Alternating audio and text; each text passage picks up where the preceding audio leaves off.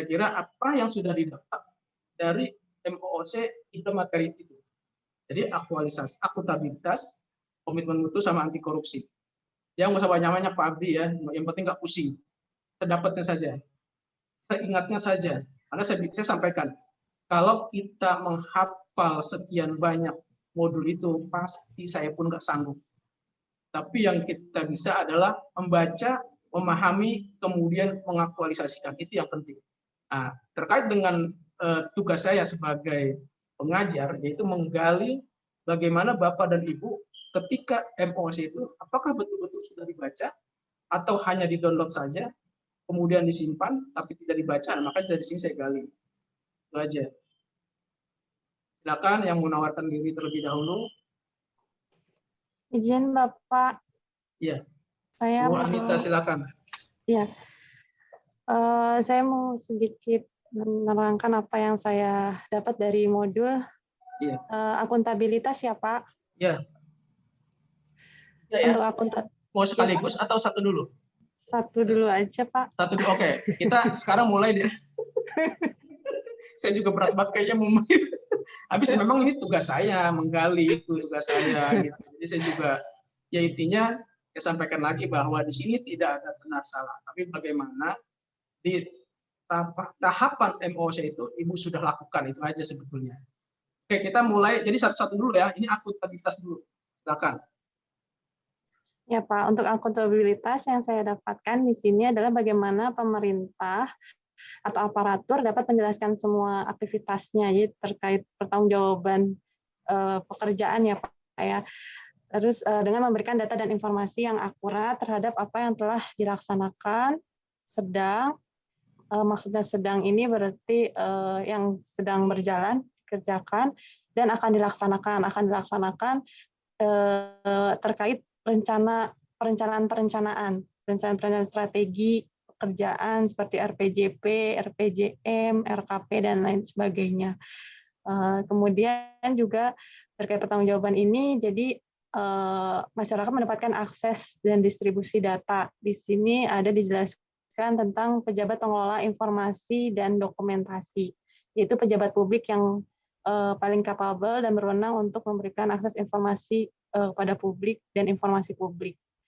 Jadi yang saya tangkap di sini, akuntabilitas itu kita harus bisa mempertanggungjawabkan apa saja pekerjaan yang sudah kita kerjakan. Di mana ada juga diantaranya laporan kinerja atau yang disebut LAKIP. Itu perwujudan dari akuntabilitas itu sendiri. Kemudian contoh mekanisme akuntabilitas organisasi ada sistem penilaian kinerja, sistem akuntansi, sistem akreditasi, ada juga sistem pengawasan.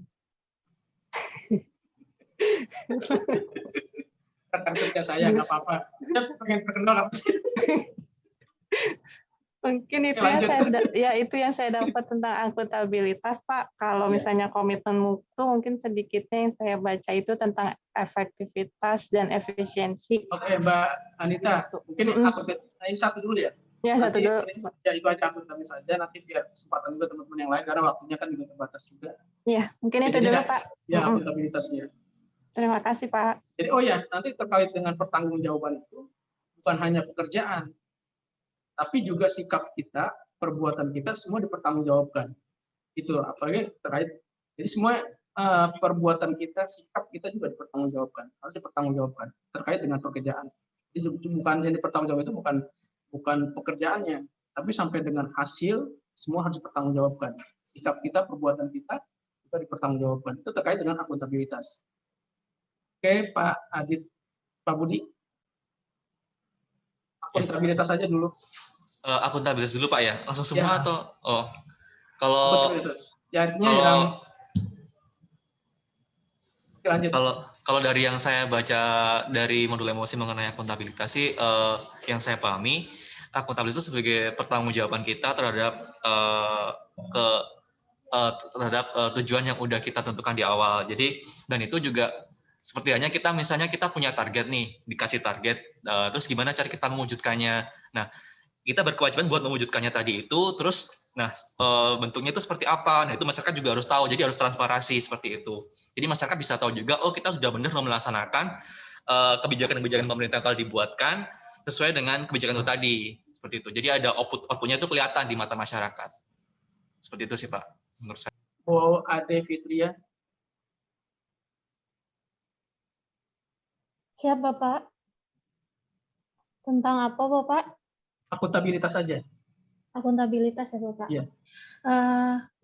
Nggak jauh beda sih Pak sama yang lain. Akuntabilitas itu dari pemahaman saya adalah bagaimana kita mempertanggungjawabkan apa yang menjadi tugas kita dan bagaimana kita menyelesaikannya, baik itu dari tahap perencanaan, pelaksanaan, hingga hasil atau proses pelaksanaan atau proses hingga hasilnya Bapak. Terus akuntabilitas itu juga berkaitan dengan kewajiban-kewajiban kita, bagaimana kita menuntaskannya secara bertanggung jawab. Kalau dalam pelaksanaannya itu juga termasuk bagaimana kita memilih langkah-langkah atau jalan-jalan yang benar, yang sesuai dengan yang seharusnya. Akuntabilitas kalau dalam sehari-harinya itu juga kadang-kadang tuh kita melihat seseorang itu tidak akuntabel ketika dia mulai terlibat dengan kepentingan-kepentingan lain, Bapak. Misalnya seorang PNS itu harus terhindar dari yang adanya politik kantor dan sebagainya macamnya gitu, Bapak. Kalau sekarang sendiri, kalau saya lihat juga akuntabilitas itu kan kayak misalnya sekarang tuh kita lagi sibuk-sibuknya banget nyiapin WBK, WBBM misalnya, mengumpulkan segala macam pekerjaan yang sudah dilakukan, baik itu dalam pelayanan publik, inovasi layanan, jaminan mutu dan sebagainya macamnya, itu juga proses-proses yang kita lakukan itu seperti mengumpulkan data dukung dan segala macamnya itu menurut saya adalah bagian dari bentuk bagaimana kita mempertanggungjawabkan apa yang sudah kita laksanakan, dan itu adalah aspek dari akuntabilitas itu sendiri menurut saya, Bapak. Terima kasih. Oke. Pak Abdi selanjutnya.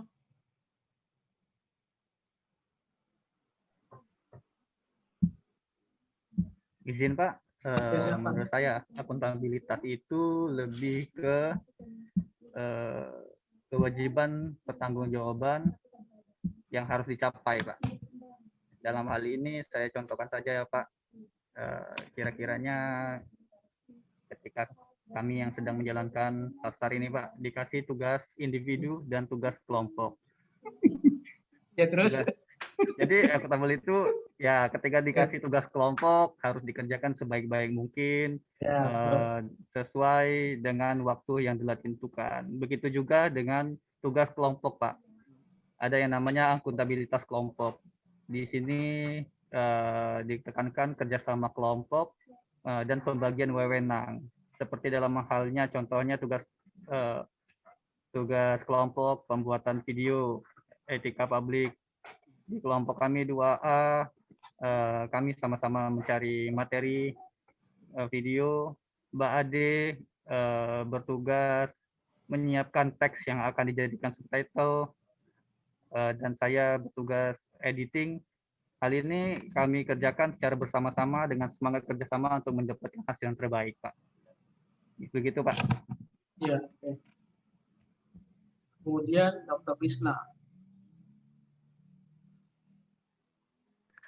Ya Bapak, paling saya di sini hanya nambahkan mengenai bahwa yang paling penting menurut saya bahwa akuntabilitas adalah kita berkewajiban untuk memenuhi tanggung jawab yang menjadi amanah bagi kita. Jadi dalam pekerjaan kita, amanah sebagai dokter misalnya saya ya Pak, amanah saya bahwa untuk melayani dalam bentuk kesehatan itu saya lakukan. Terus terkait saya sebagai seorang pegawai negeri di lapas, yang pekerjaannya di lapas, ruang lingkupnya di lapas, itu apa-apa saja itu dilakukan. Kemudian ini juga menurut saya terkait juga dengan kode etik dan kode perilaku sebagai ASN. Nah, itu kan juga sebenarnya itu amanah juga ya Pak bagi seorang ASN. Kemudian aspek-aspek dari akuntabilitas, bahwa satu, akuntabilitas itu adalah sebuah hubungan. Di sini pada hubungan menurut saya bisa ke publik itu sendiri atau ke rekan kerja atau bahkan atasan kita. Kemudian berorientasi pada hasil. Nah, di sini dia itu punya target. Jadi seseorang yang disebut akuntabel itu menurut saya dia bisa mencapai target-target. Dalam konteks ini mungkin saya punya sasaran kinerja gitu ya Pak.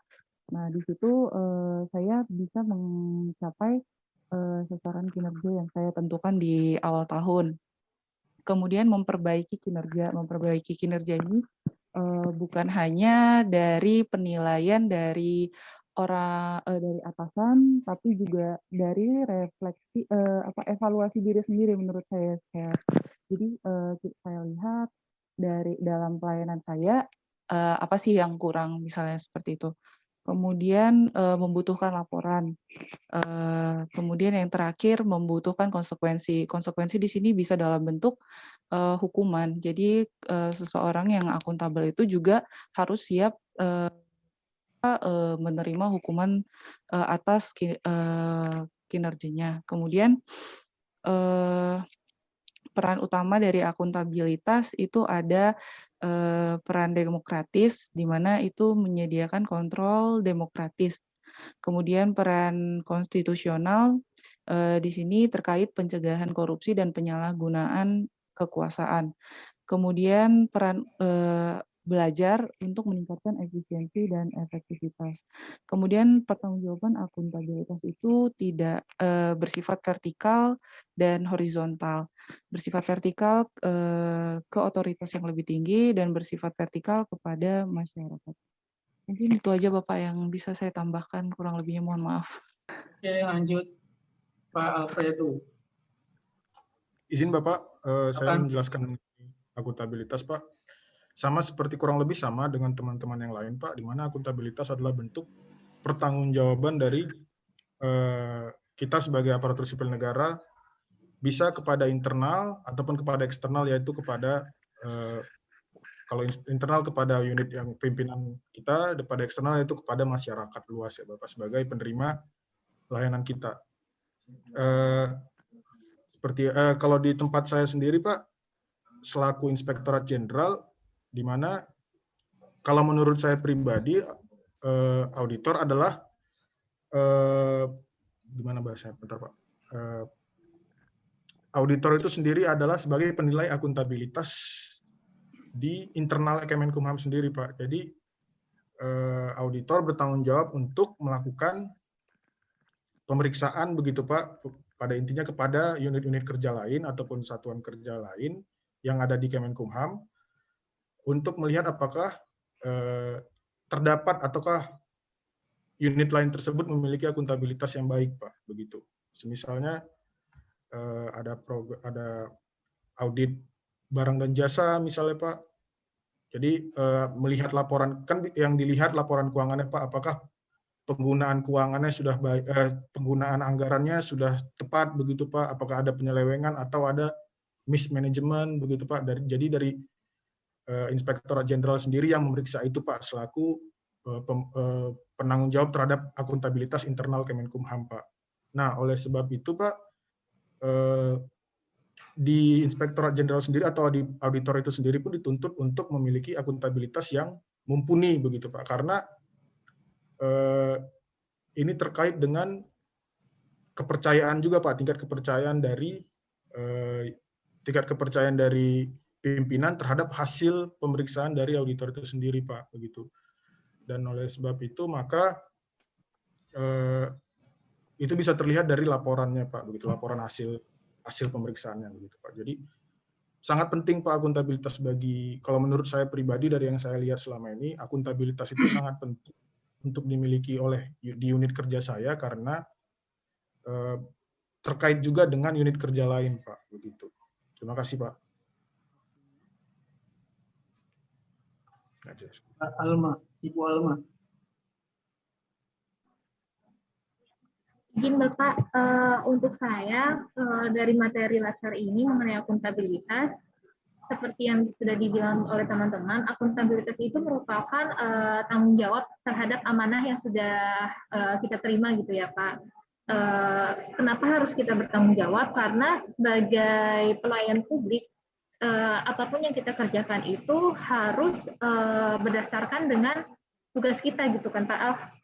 Bertanggung jawab terhadap tugas kita seperti itu Pak. Dan di sini untuk menjadi PNS yang akuntabel itu juga saya membaca materi itu adalah PNS yang mampu mengambil pilihan yang tepat ketika terjadi konflik kepentingan, tidak terlibat dalam politik praktis, melayani warga secara adil dan konsisten dalam menjalankan tugas dan fungsinya. Cukup? Masih ada? Oke, lanjut Pak Alex.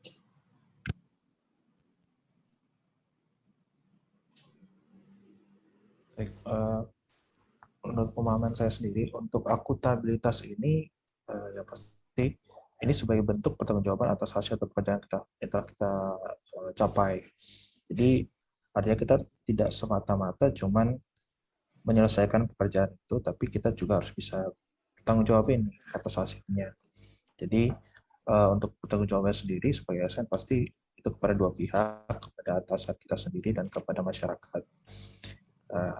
Kemudian ya menurut saya misalnya untuk saya sendiri Inspektur Jenderal ini ya karena tugas fungsinya adalah sebagai pengawas, dia berarti juga menilai atas tugas fungsi yang telah dikerjakan oleh instansi lain ini, termasuk yang di internalnya, itu apakah sudah sesuai atau belum. Artinya laporan yang di pekerjaan yang betulnya mungkin hasilnya laporan atau dokumentasi lain itu apa sudah benar atau tidak gitu.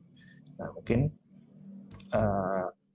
ya menurut saya dari satu nilai aneka ini mau menyampaikan bahwa seorang ASN itu orientasinya ketika melakukan pekerjaan tidak hanya selesai. Jadi cukup pekerjaan yang penting selesai, tapi dari sisi pertanggungjawabannya. Ini kalau dia bisa bertanggung jawabin hasilnya baik dan sesuai prosedur, berarti itu sudah sesuai. Jadi mungkin sudah sesuai dengan prosedurnya, itu berarti good governance-nya sudah baik gitu. Tapi kalau tidak berarti ada yang salah dengan itu. Jadi itu sih saya. Oke Pak Aditya Prama.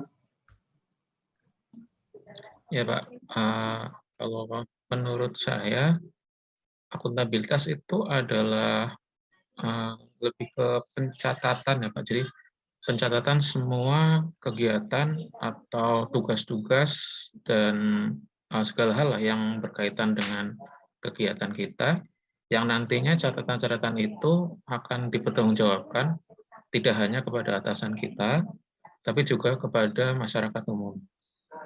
Dan PNS yang memiliki akuntabilitas atau PNS yang akuntabel adalah PNS yang mampu mengambil pilihan yang tepat ketika terjadi konflik kepentingan dan tidak terlibat dalam politik praktis.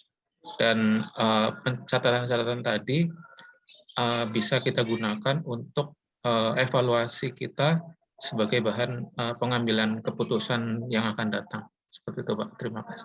Tapi seperti saya sampaikan bahwa akuntabilitas ini tidak hanya sebatas itu, tapi perbuatan kita semua juga dipertanggungjawabkan.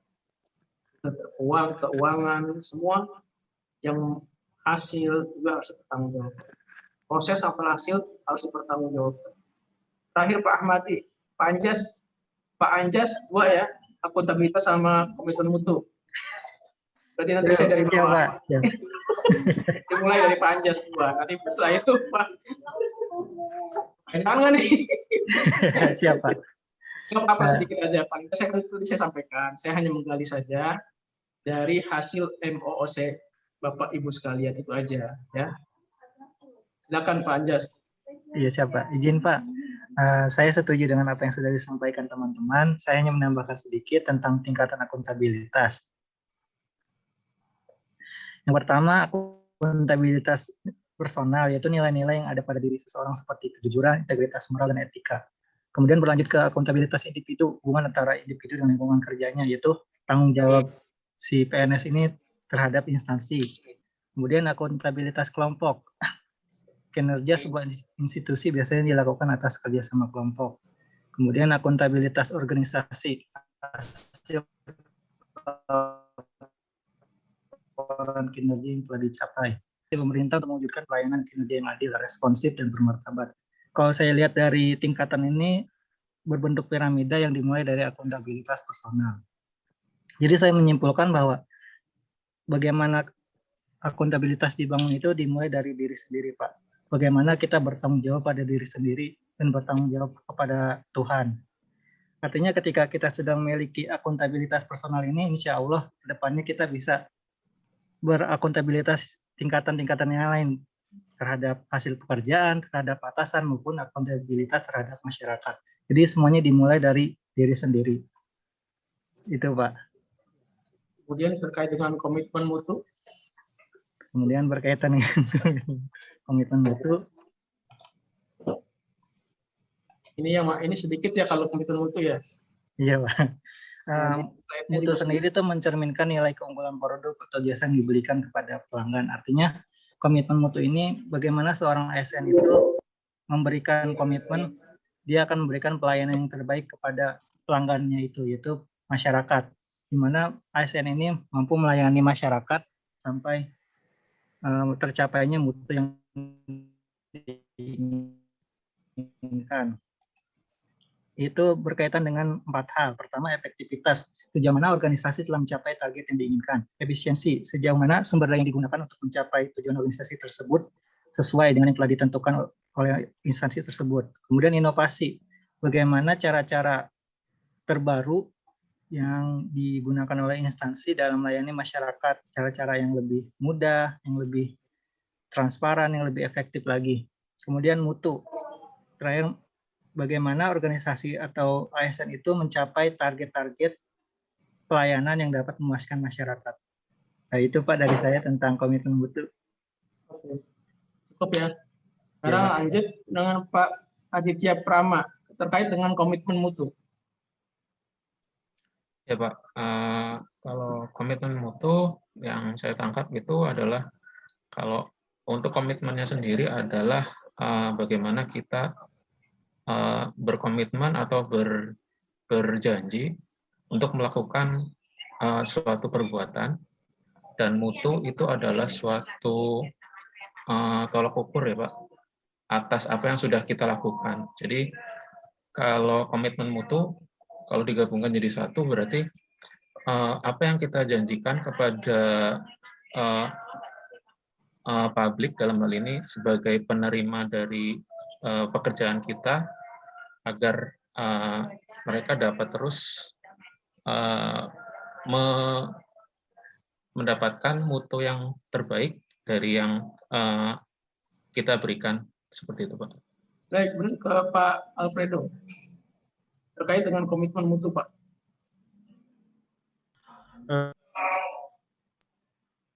Izin Bapak, terkait dengan komitmen mutu sendiri dari yang saya baca itu Pak, pada dasarnya komitmen mutu itu adalah, yang saya tangkap itu sendiri Pak, adalah standar kita Pak sebagai seorang aparatur sipil negara dalam melakukan pelayanan terhadap publik gitu Pak, terhadap masyarakat. Komitmen mutu sendiri ini tadinya yang dari saya baca juga itu adalah menjadi panduan gitu bahwa dalam melakukan pelayanan kita dituntut untuk selalu maksimal Pak, untuk memberikan pelayanan minimalnya bagaimana, standar minimalnya kan ada tuh Pak biasanya, dan itu adalah minimalnya gitu Pak. Jadi yang diharapkan dengan komitmen mutu adalah pelayanan yang diberikan adalah di atas dari nilai standar minimum Pak.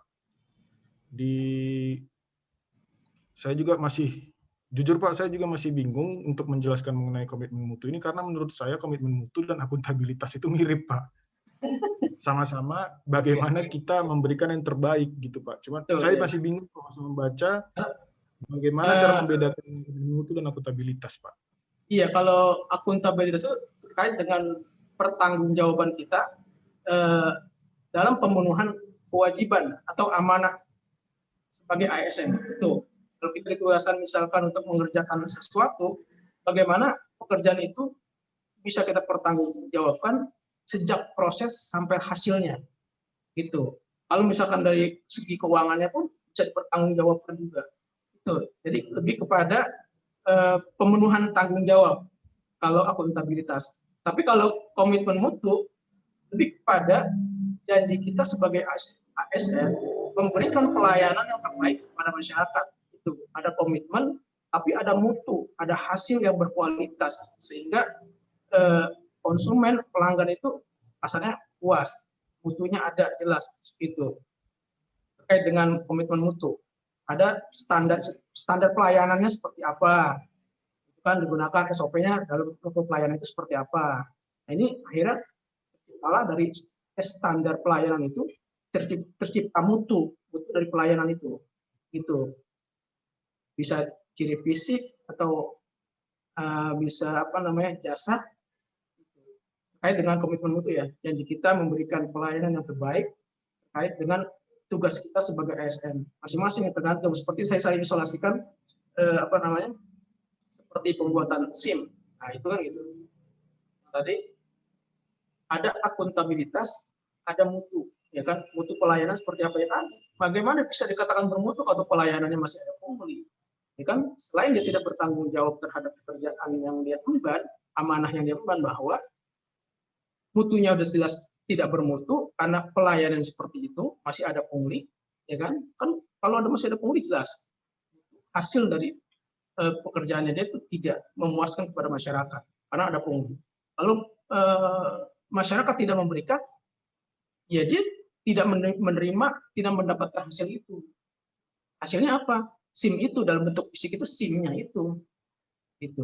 Jadi intinya ya akuntabilitas terkait dengan pertanggungjawaban pekerjaan kita itu aja paling. Jadi terkait dengan pemenuhan tanggung jawab akuntabilitas itu intinya seperti itu aja. Baik Pak, terima kasih. Memang Pak. ini kalau saya lihat dari materi di LMS ini, PowerPoint-nya memang hanya sedikit, hanya 23. Dan kalau kita baca ini memang saya pun istilahnya ya ambil intinya saja seperti itu. Gitu. Jadi wajar kalau memang ini, makanya juga disebutnya sebagai aneka, gitu, karena saling keterkaitan. Ada lagi Pak Alfredo? Cukup Pak, saya baru paham Pak. Makasih, Pak. Baik, ya intinya itu aja lah. Nah, kemudian Bu Alma terkait dengan komitmen mutu. Ya, Bapak. Izin menjawab, Bapak. Untuk Silakan. Itu, kalau saya sih memahaminya seperti komitmen dalam memberikan pelayanan kepada masyarakat, Bapak. Ya. Untuk di Kanwil sendiri, komitmen di pegawai Kanwil ini adalah dengan memberikan peningkatan kualitas pelayanan publik, Bapak. Seperti kami itu mengadakan menetapkan ada duta layanan gitu, Bapak. Yaitu untuk mempermudah masyarakat kan, Bapak. Untuk mempermudah masyarakat untuk mendapatkan informasi. Selain itu juga mengembangkan inovasi-inovasi pelayanan publik juga, Bapak, seperti ada si Jawara, Notaris Banten, terus juga kami selain memberikan inovasi juga mengadakan workshop ini, Bapak, hospitality dalam peningkatan pelayanan publik kepada pegawai, karena untuk pelayanan publik itu bukan hanya tanggung jawab dari duta layanan, tapi seluruh pegawai. Seperti itu sih, Bapak, kalau yang saya pahami, dan menurut saya yang sudah dilakukan di Kanwil Banten seperti itu, Bapak. Ya, untuk duta layanan ini menarik, duta layanan. Terkait dengan komitmen mutu ini, duta layanan ini sampai di mana? Kalau di sini sebenarnya tahun lalu itu sudah. Mohon maaf, biasanya duta layanan itu fotonya bagus, orangnya ada, tapi tataran pelaksanaan pelayanan itu nggak ada tuh duta. Kita mau minta informasi kemana, dutanya kemana? Dutanya saat adanya itu saat difoto aja. Ya, ini kan terkait dengan komitmen, berarti kan artinya komitmen berjanji bahwa ada duta pelayanan yang akan memberikan informasi salah satunya ketika ada mungkin masyarakat atau pelanggan yang ingin mengetahui, nah kan gitu. Ya duta layanan termasuk itu memberikan informasi kan? Iya benar, Bapak. Nah, tataran pelaksanaan gimana? Memang kalau untuk duta layanan sendiri tahun lalu tuh memang tidak berjalan, Bapak. Ya. Tapi untuk tahun ini, ya benar. Untuk tahun ini sama aja. Enggak, udah Pak. Karena sudah dibuat ruang layanan, Bapak. Jadi memang tahun lalu ada duta layanan, tapi memang ditinggal seperti itu, Bapak. Jadi duta layanannya balik ke ruangan masing-masing. Tapi untuk saat ini itu sudah dibuat jadwal Bapak. Jadi setiap duta layanan itu adalah yang pegawai yang WFO Bapak. Jadi mereka memiliki kewajiban untuk standby di ruangan pelayanan seperti itu Bapak. Itu kan kembali kepada akhirnya terkait dengan pertanggungjawaban itu saya bilang tadi, pemenuhan tanggung jawabnya berarti kan tidak ada, ya kan? Ada janjinya ada, komitmennya ada. Adanya apa? Ada duta layanan, komitmen bahwa diharapkan dengan adanya duta layanan ini bisa memberikan, mengakomodir informasi yang dibutuhkan masyarakat. Tapi mutunya belum sampai ke mutu berarti kan? Ya, komitmennya ada duta layanannya, tapi mutunya tidak ada karena begitu selesai ya udah kembali ke ruangan masing-masing, ruangannya kosong. Untuk tahun ini dari pimpinan sudah baru ada. tahun ini. Ya, saya paham.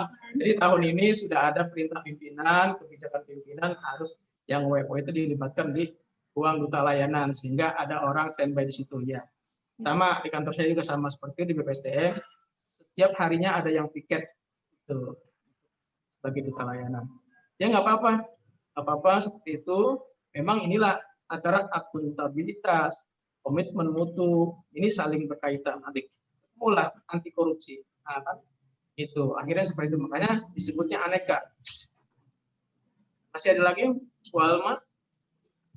Cukup Bapak. Oke, lanjut Pak Alex. Komitmen mutu. Untuk terkait komitmen mutu sendiri, menurut pengalaman saya ini sebenarnya kualitas layanan yang diberikan oleh ASN terhadap masyarakat atau publik. Dimana dengan kata ada komitmen berarti kualitas yang diberikan itu tetap harus terjaga, gitu, konsisten. Ya, dan mungkin ASN juga dituntut untuk terus berinovasi. Jadi salah satu nilai dari komitmen mutu adalah inovasi, di mana pelayanan itu diminta untuk dapat terus diperbarui biar bisa memberikan pelayanan yang terbaik dan juga bisa mengikuti perubahan zaman. Jadi mungkin kalau sekarang ya banyak pelayanan yang sudah disesuaikan untuk menggunakan website, itu digitalisasi. Yang nantinya yang pasti tujuan akhirnya adalah untuk mendapatkan kepuasan dari masyarakat sendiri. Gitu sih Pak. Itu aja, masih ada? Gitu ya Pak. Ya itu aja. Artinya kalau misalkan kita terkait dengan mutu, ini kan komitmen dipisahkan di komitmen mutu. Mutu itu di sini menurut Edward Deming, apapun yang menjadi kebutuhan dan keinginan konsumen. Ini terkait dengan mutu. Apapun ya. Apapun yang menjadi kebutuhan dan keinginan konsumen. Jadi ketika dia datang ke kantor kita, diterima duta layanan, dia meminta informasi bagaimana sih prosesnya, misalkan untuk pengajuan cuti bersyarat. Nah, kan dia harus bisa menjelaskan.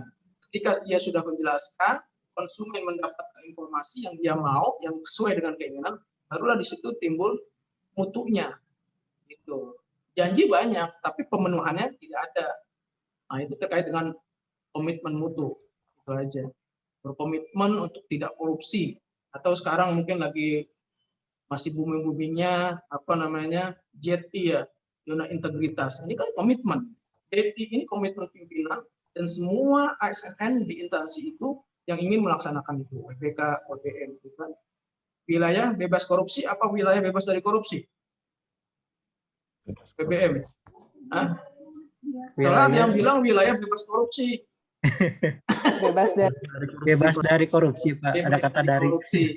Ya mudah-mudahan tidak hanya mengejar-ngejar WBK, WBBM, tapi kenyataannya masih begitu-begitu aja. Ya, kita lebih kepada apa simbol-simbol, tulisan-tulisan gede, zona integritas.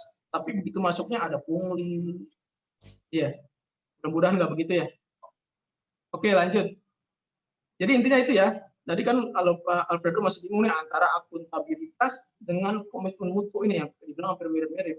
Jadi dari saya itu akuntabilitas itu terkait dengan pemenuhan tanggung jawab kita, amanah yang kita emban itu terkait dengan pemenuhan tanggung jawab. Terbaik sikap kita, pekerjaan kita, semua penuhi tanggung jawabnya. Nah, terkait dengan komitmen mutu, komitmen terkait dengan janji, mutunya terkait dengan hasil dari komitmen itu. Itu yang tadi kalau misalkan Edward bilang itu, apapun yang menjadi kebutuhan dan keinginan konsumen. Nah, jadi baik informasi semuanya ketika terpenuhi maka mutunya terjamin, maka mutunya sampai gitu. Akhirnya timbul terakhir kepuasan pelanggan gitu. Selanjutnya Dr. Krisna, komitmen mutu. Siap, Bapak. Komitmen mutu dari yang saya baca dan dari slide Bapak tadi dan juga dari pendapat teman-teman, saya memahami bahwa komitmen mutu itu adalah kehendak kuat yang diwujudkan dengan perbuatan untuk memberikan pelayanan yang sesuai dengan standar yang ditentukan untuk tujuannya adalah untuk kepuasan pelanggan. Kemudian saya tertarik dengan yang tadi dikatakan sama Mbak Ade bahwa bahwa untuk komitmen dengan pimpinan, karena memang ternyata ada 5 pilar TQM manajemen mutu. Di situ ada beberapa yang menjadi pilar untuk suatu pelayanan itu bermutu, yaitu tergantung dari produknya, prosesnya, organisasinya, pemimpinnya, dan komitmen. Nah, kelima pilar ini memiliki keterkaitan dan ketergantungan yang sangat tinggi. Jadi menurut saya untuk mewujudkan suatu pelayanan yang bermutu itu itu sangat luas gitu. Jadi butuh banyak pihak yang berkontribusi untuk itu. Kemudian komitmen mutu terkait dengan mindset melayani, kemudian budaya kerja dan nilai-nilai sosial dan pelayanan prima yang cepat, aman, dan ramah. Komitmen mutu itu merupakan tanggung jawab yang ada dari level organisasi. Jadi mulai dari basic hingga ke atasnya yang strategis. Kemudian terkait komitmen mutu yang tadi dijelaskan oleh Mbak Alma terkait visa layanan, itu juga di Lapas Kelas 2A Serang juga sudah ada Pak duta layanan, dan itu juga memang seperti yang Bapak sampaikan tadi bahwa bentuk nyatanya itu harus ada. Jadi dari Lapas Kelas 2A Serang itu sudah berkomitmen Bapak bahwa setiap tiketnya itu duta layanan itu harus ada di situ dan dia memberikan informasi terkait pelayanan yang diperlukan oleh masyarakat. Kemudian terkait inovasi, nah ini di bidang kesehatan yang tadi saya ceritakan mengenai blok Dilan itu, kemarin kami membuat inovasi untuk Dilan Update namanya Pak. Jadi Dilan Update ini adalah laporan tentang lansia, baik dari kesehatannya, pembinaannya, itu kami sampaikan ke keluarga dalam bentuk sejauh ini masih dalam bentuk surat atau dalam bentuk fisik. Namun ke depannya kami mempunyai harapan bahwa akan bisa berinovasi masuk ke dalam aplikasi Lapas Serang Pak. Saya lupa namanya, ada singkatannya, tapi dia di situ di aplikasi itu kami buat untuk kunjungan ke depannya itu bisa diatur dari aplikasi. Nah, nanti laporan Dilan Update ini kami sampaikan ke keluarga. Di sini ada 2 laporan, yaitu laporan kesehatan dan pembinaan. Ini bertujuan supaya keluarga tahu apa yang terjadi dengan keluarganya yang ada di dalam hal ini WBP ya Pak. Kemudian ini juga menginformasikan terkait pembinaannya, apakah dia bermasalah atau tidak. Kemudian sudah berapa lama masa tahannya, ini tahannya itu terkait dengan pengurusan bebasnya nanti. Itu sih Pak yang mungkin saya sampaikan mengenai manajemen mutu, komitmen mutu. Terima kasih Pak. Iya, jadi memang jangan lupa bahwa terkait dengan komitmen mutu ini juga ada efektivitasnya, efisiensi, inovasi, dan kreativitas ini itu intinya dari komitmen mutu. Nanti memang untuk melaksanakan ini semua pasti ada perubahan mindset tadi, itu kan pola pikir. Ini Dr. Krisna ini kan dia membuat, artinya ada inovasi yang mau dibuat, walaupun mungkin dan kreativitas bahwa ada informasi yang disampaikan kepada keluarga dari warga binaan yang sudah lansia, informasikan dari tentang kesehatannya. Ini juga bagus juga. Jadi intinya komitmen mutu ini terkait dengan efektivitas, efisiensi, inovasi, dan kreativitasnya. Itu kita sebagai ASN itu harus dipenuhi. Pertama ya kita harus berubah mindset kita bahwa kita ini sebagai pelayan masyarakat itu. Kemudian budaya kerja kita juga, disiplin kerja kita salah satunya kan datang jam 8 tepat untuk melakukan pelayanan. Ini terkait dengan budaya kerja. Kemudian pelayanan prima, ya kan? Kemudian akhirnya pada kepuasan pelanggan. Ini komitmen mutu itu paling, ya intinya seperti itulah. Jadi terakhir kepuasan pelanggan yang kita cari itu. Ketika pelanggan puas, masyarakat puas atas informasi yang kita sampaikan, atau misalnya dari kedokteran pasiennya puas atas pelayanan yang diberikan dokternya, nah itu juga mutu. Itu. Selanjutnya Pak Abdi. Masih pusing nggak Pak? Pak Abdi. Pak. Saya nggak enak ngomong Abdi ini, takutnya masih pusing ya kemarin.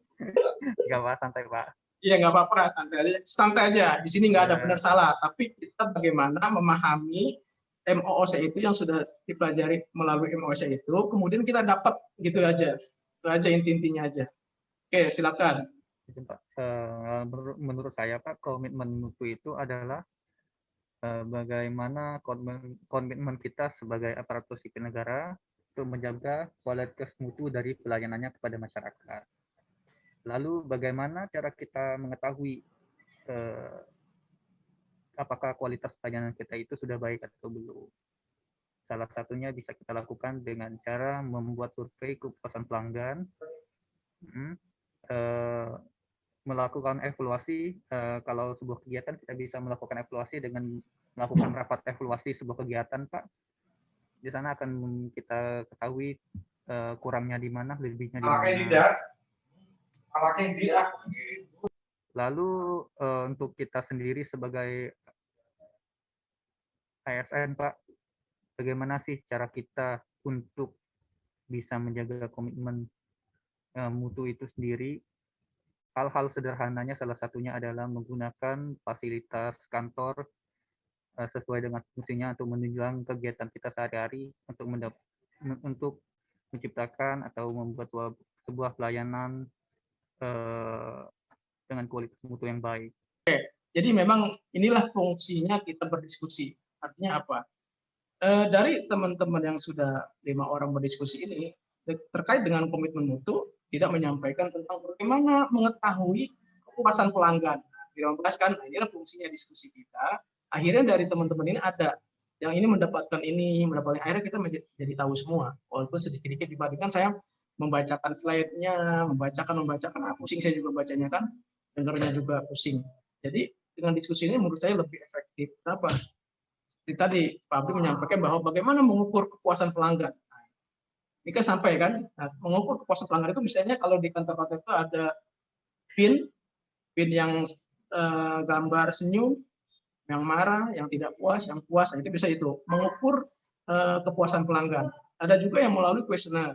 Itu bisa dilakukan seperti itu. Banyak cara untuk mengetahui apakah pelanggan puas atau tidak atas pelayanan daripada instansi kita. Itu seperti itu. Terus selanjutnya Pak Ade, Ibu Ade. Ya, siap Bapak. Ya. Mungkin tidak jauh berbeda Pak. Komitmen mutu itu sendiri menurut saya adalah janji atau tekad kita sebagai ASN bagaimana dapat memberikan pelayanan dengan mutu yang baik. Nah, bagaimana pelayanan itu dapat memiliki mutu yang baik itu bisa diukur dari bagaimana penerapan standar pelayanannya terlebih dahulu, yang pertama. Yang kedua, bagaimana budaya pelayanan yang dijalankan. Dan yang ketiga, bagaimana sebagai evaluasi itu bagaimana hasil survei kepuasan publik terhadap pelayanan yang telah kita berikan. Nah, kalau sesuatu pelayanan itu dapat dikatakan bermutu, itu kan ada ukurannya yang seperti yang efektif, seberapa efektif pelayanan itu, apakah dia benar-benar dapat membantu atau menjadi jawaban dari kebutuhan dari masyarakat yang kita layani sendiri, kemudian berapa efisien efisiennya pelayanan itu, apakah misalnya kalau kita menggunakan pelayanan yang masih mengajukan surat dulu, harus berkirim segala macam, itu apakah efisien seperti itu? Untuk meningkatkan mutunya, kita bisa carikan cara lain, misalnya dengan mengadakan inovasi perubahan-perubahan yang disesuaikan dengan perkembangan zaman. Nah, dengan aspek-aspek tersebut, maka dengan konsisten berpegang kepada aspek tersebut, maka peningkatan komitmen mutu itu dapat tercapai. Kalau di instansi saya sendiri, misalnya saat ini tuh ada beberapa pelayanan yang kita jadikan seperti pelayanan unggulan, misalnya pelayanan lapor narkoba, pelayanan spion, terus Foknas Lipas, dan juga pelayanan PAS TV itu sendiri untuk masyarakat mendapatkan informasi seputar pemasyarakatan, itu juga merupakan bentuk dari bagaimana cara kita untuk terus meningkatkan mutu. Nah, kalau di pemasyarakatan itu juga misalnya bagaimana caranya terus meningkatkan meningkatkan baik itu dari segi standarnya, dari pelaksanaannya hingga evaluasinya, itu misalnya bagaimana kita mempermudah warga binaan misalnya yang ingin mendapatkan pelayanan seperti cuti bersyarat atau CMB atau CP dan segala macamnya, itu merupakan satu bentuk komitmen mutu yang harus dilaksanakan. Intinya bagaimana agar pelayanan kita berikan itu secara bertahap terus mengalami peningkatan mutu dan kualitas sehingga kepuasan masyarakat pun meningkat dan istilahnya tidak jalan di tempat, begitu Bapak. Mungkin demikian saja. Terima kasih. Oke, selanjutnya Ibu Anita. Ya. Izin Bapak, Ya, silakan. yang saya dapat dari modul ini terkait komitmen mutu, komitmen tentu saja intinya kita berjanji ya, beritikat komit untuk terus-menerus, terutama masalah mutu, di mana mutu ini yaitu nilai keunggulan jasa yang kita berikan terutama kepada masyarakat karena kita sebagai pelayan publik, seperti itu Bapak. Jadi kalau yang saya tangkap di sini intinya kita sebagai PNS terutama tidak kerja hanya sebatas kerja gitu, tapi harus bisa juga memastikan hasil pekerjaan kita yaitu mutunya itu memang dirasakan kualitasnya, manfaatnya oleh customer kita yaitu masyarakat. Maka dari itu kita harus memperhatikan sudah efektifkah tugas yang kita kerjakan, yaitu sejauh mana kita bisa mencapai target, sudah efisienkah, jadi apa yang kita miliki apakah sudah digunakan bagaimana mestinya, kemudian kita harus terus berinovasi gitu terkait komitmen mutu ini, di mana ada yang namanya total quality management, jadi biar kita terus bisa mempertahankan mutu yang baik itu secara berkelanjutan, jadi tetap memegang komitmen itu. Itu yang saya dapat terkait komitmen mutu, Bapak. Mungkin itu, Bapak. Ya, Terima kasih. Baik, satu lagi ya. Yang belum siapa ya? Saya belum, Pak. Silakan Pak Adit. Kamu silakan. Jadi setelah yang tadi saya pahami dan juga dari pendapat dari teman-teman semuanya, komitmen mutu itu merupakan perbuatan kita apakah sudah layak atau sudah sesuai sih dengan kebutuhan masyarakat, dan hasilnya itu apakah sudah efisien atau sudah efektif dalam memberikan pelayan atau melayani masyarakat tadi itu. Nah, untuk efektif dan efisien tadi itu diciptakan dengan kreativitas kita atau inovasi-inovasi. Setuju seperti tadi kata Mas Alex, jadi kita sebagai ASN itu dituntut buat kreatif dan inovatif dalam menyelesaikan masalah dan meningkatkan kualitas pelayanan publik. Nah, menurut saya juga percuma juga kita dapat kita dapat misalnya nih, kayak saya kan di Direktorat Jenderal Kekayaan Intelektual, kita dapat tiap tahunnya kurang lebih sampai dengan puluhan ribu sampai dengan ratusan di atas 100.000 kita mendapatkan permohonan kekayaan intelektual. Nah, dengan sebanyak itu dengan kuantitas banyak itu gimana kualitasnya? Soalnya menurut saya juga percuma sih kita dapat kualitas tinggi tapi kualitasnya menurun gitu. Atau kita nggak tahu kualitasnya kayak gimana. Nah, salah satunya dengan cara yang seperti tadi dijelaskan sama Mas Abdi, adanya kita ini IKM, indeks kepuasan masyarakat seperti itu. Itu aja sih Pak menurut saya. Baik, pada waktunya sudah mendekati jam 12. Mungkin saya sudahi saja sampai di sini. Untuk anti korupsi ya saya sudah paham. Intinya jangan sampai ada niat, ada kesempatan ya ditinggalkan. Ya ini untuk saya diri saya juga sama. Artinya ya kalau mungkin yang sudah berkeluarga ya jangan asarnya kalau orang Betawi bilang, saya orang Betawi sebetulnya. Jadi kalau orang Betawi bilang itu jangan ngempanin anak dengan yang haram, gitu ya. Jadi untuk anti korupsi kita tidak bahas, kita tidak diskusikan. Saya yakin sudah paham, tinggal kita saja aktualisasikan apa yang tidak boleh terkait seperti gratifikasi. Ini luas gratifikasi. Itu aja, ya. Jujur saja, pokoknya udah bekerja dengan baik, dengan jujur itu aja. Dari nilai-nilai aneka ini yang penting adalah aktualisasinya. Itu yang paling penting dan jangan lupa ya diaktualisasikan. Itu aja. Dari saya sekian, mohon maaf kalau ada kesalahan, ada kekurangan dalam penyampaian, saya mohon maaf. Mungkin mau ditutup dulu ya Pak Adit ya. Silakan. Seluruhnya duduk siap. Gerak. Lapor. Seluruh peserta LARSAR CPNS gelombang 2 angkatan 8 kelompok 2 berjumlah 10 orang telah selesai mengikuti pembelajaran pada hari ini. Bubarkan. Untuk mengakhiri pembelajaran pada hari ini, marilah kita berdoa terlebih dahulu. Berdoa dimulai.